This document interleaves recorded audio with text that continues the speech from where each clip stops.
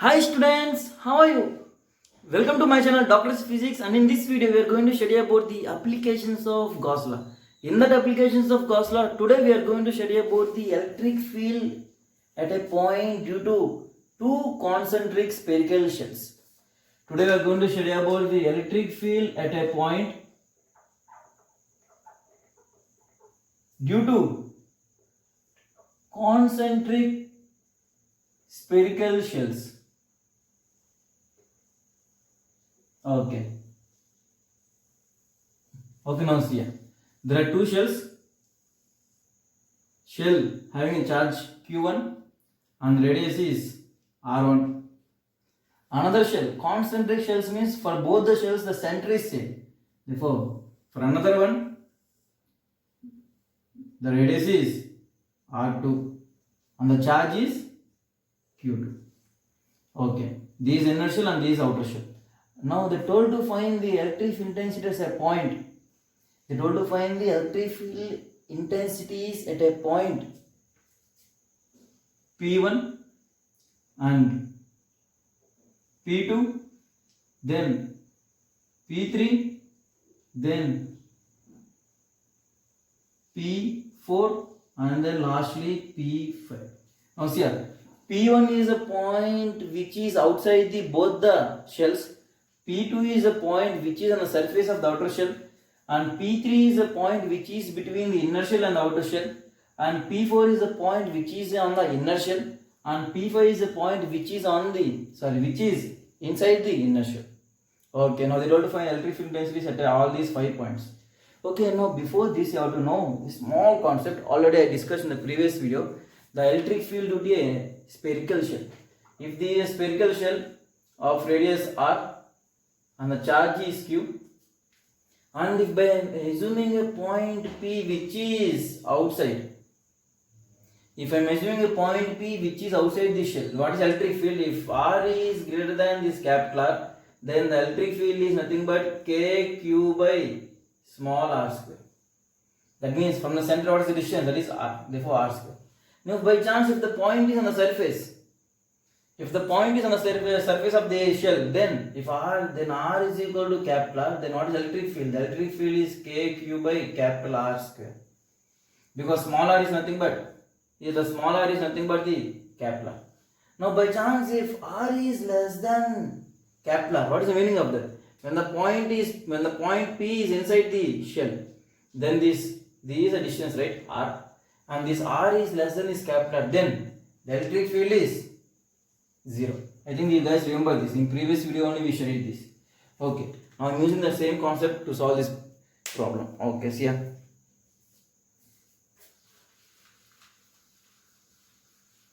Observe carefully. Now at point P1. Now observe carefully. I am assuming a point P1 which is a distance R. Which is a distance r from the center. Now the electric field at this point P1, the electric field intensity at this point P1 is equal to the electric field intensity because of the inner shell as well as because of the outer shell. The electric field intensity at this point P1 is the electric field intensity because of this inner shell as well as the outer shell. Okay. Now see here. For the inner shell, this inner shell of radius r1 and this point is somewhere here, which is the distance r. Now say what is the electric field intensity because of the inner shell, that is k q1 by r square, plus if it is the outer shell, because of the outer shell of radius r2, the point is somewhere here.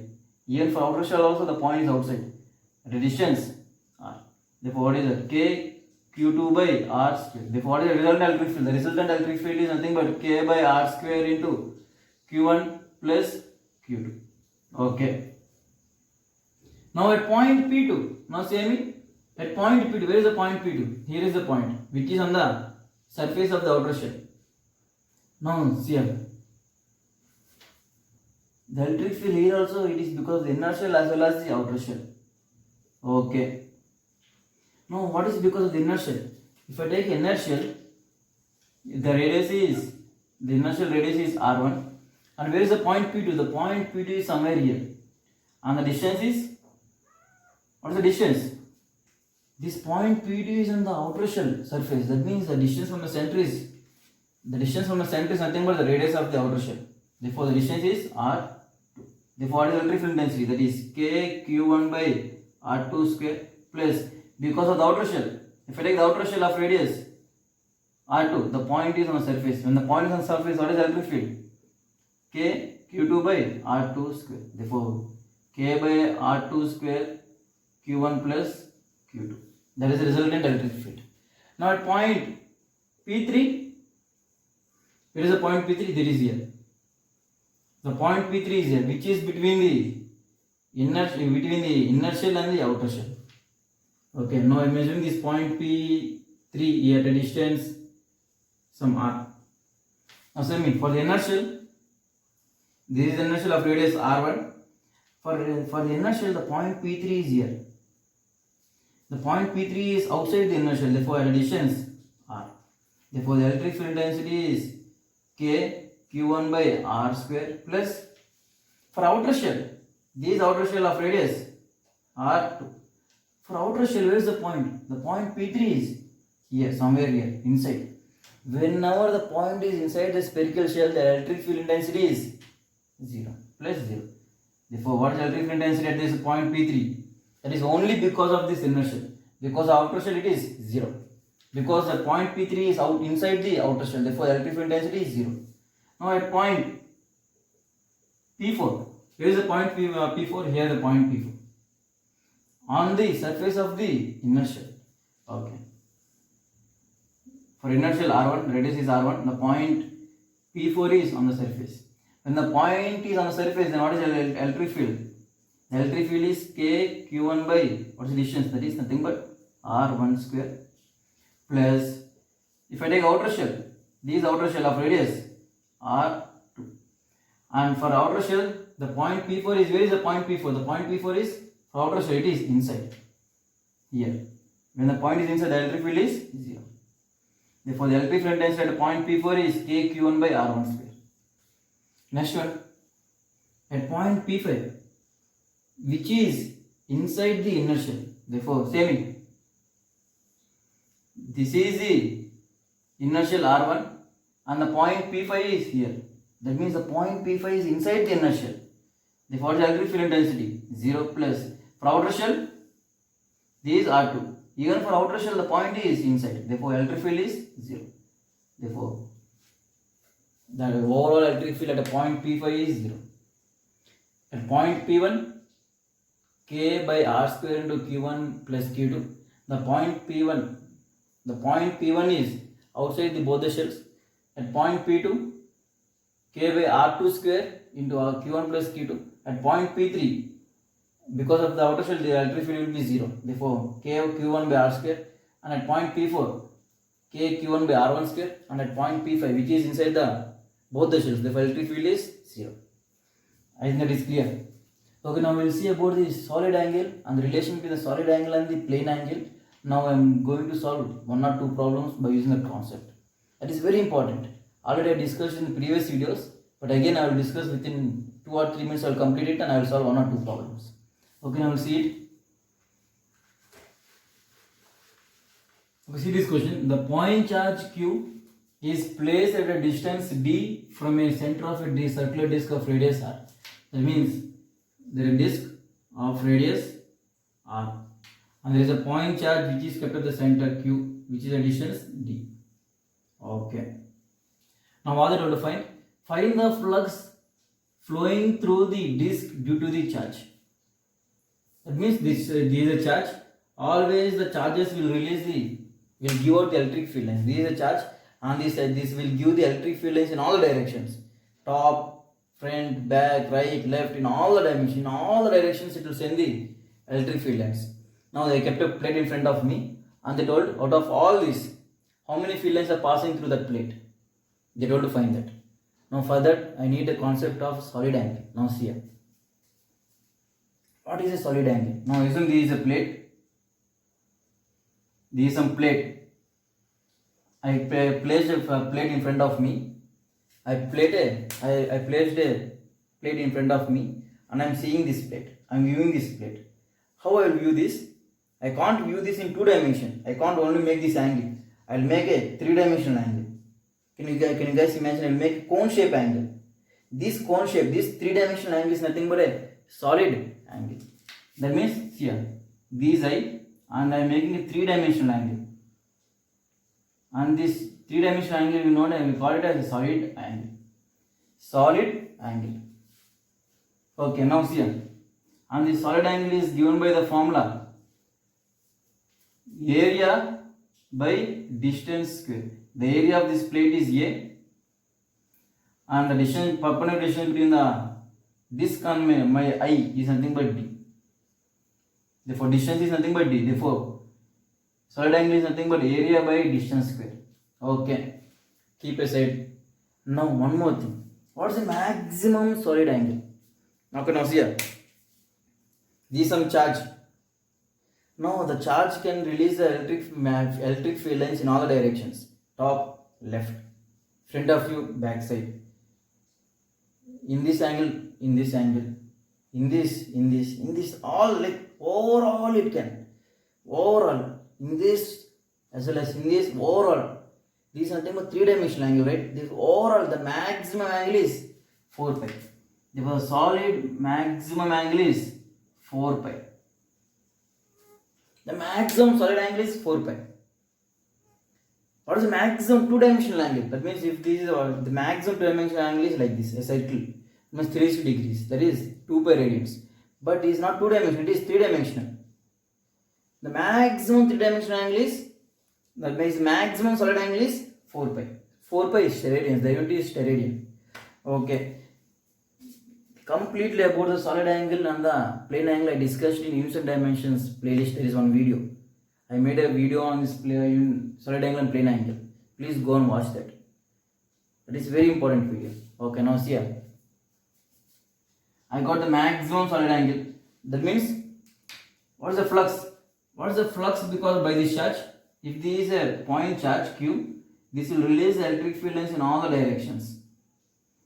This will release electric field lines in all the directions.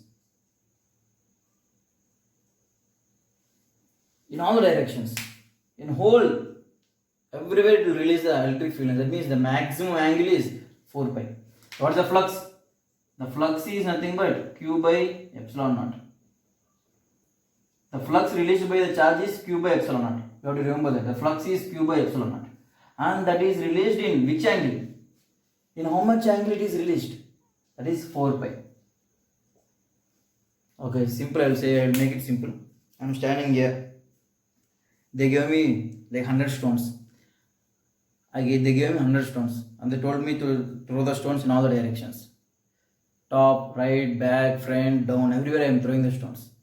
Now they told to find how many stones that went in front of me. Like there is a wall in front of me. They told to find how many stones went through that wall. I am throwing the stones in all the directions. Out of 100, how many stones went through that wall? Maybe 3 or 4. How can I find that? For that I need a solid angle. What is the total solid angle? That is 4 pi. How many stones they give me? 100. That means 100 stones I am throwing.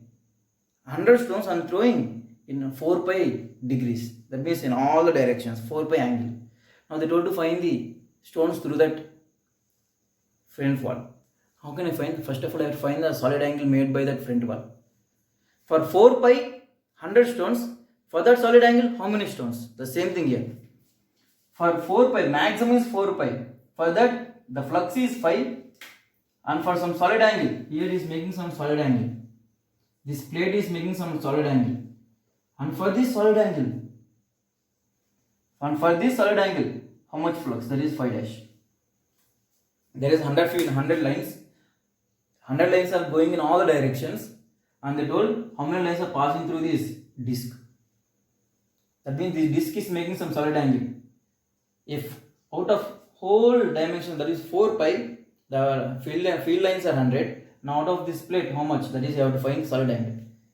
Q by epsilon phi is for 4 pi. Phi dash is for solid angle. Now I am going to find the phi dash. What is phi dash? The phi dash is nothing but the flux passing through this plate. That means the flux passing through this solid angle. That is This is a solid angle. Okay, now simply divide it.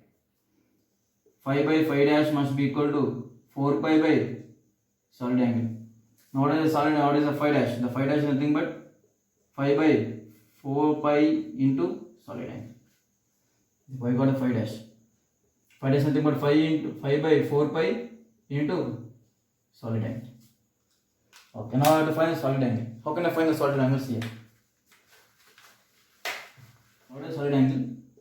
Area by distance. What is area?